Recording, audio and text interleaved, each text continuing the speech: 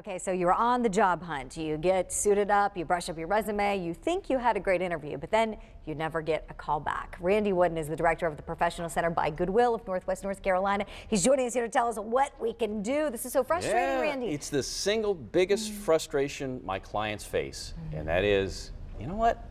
I send my resume, I fill out the application online, and nothing. I don't hear anything. And why is that?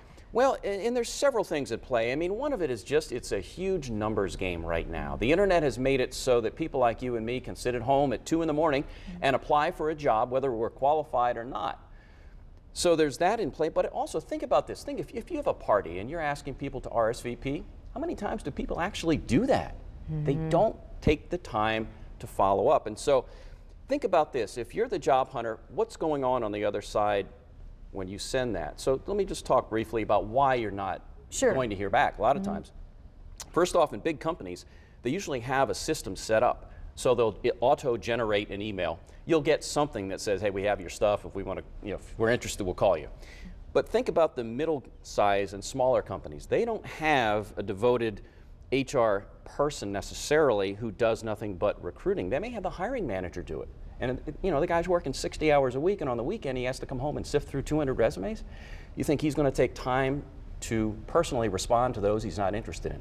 So don't take it personally. In fact, just real quick, I had a story a long time ago. I had a client. He was an engineering director.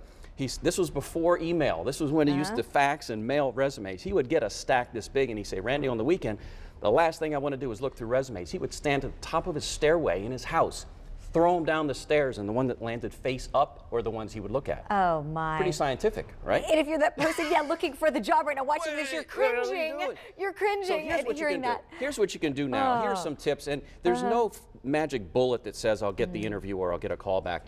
But I'll tell you what, if Bob were to say, hey, Julie, Randy's a friend of mine. I know he's applied for the position. I'm not sure the details on it, but take a second look at him. Networking is big. Use LinkedIn, use your own network to try to find the HR director or maybe the hiring manager. And then even if it says no phone calls, call. Make a phone call. Okay. Call. And how soon should you do that, Randy? When should you follow up from the time you've had the interview to not hearing back? Well, by the time you send the resume, usually wait a couple, 3 business days. Okay. And then follow up with a call. You won't get through. If you do, that's great. But you'll get voicemail. And when you get voicemail, state your name, the position you're interested in, that you have applied, that you realize they're looking through a lot of people right now, but you wanted to get a sense of a timeline for moving forward. State your name again and your number twice and say it slowly. And just hope that you'll hear back. Don't be a pest, though.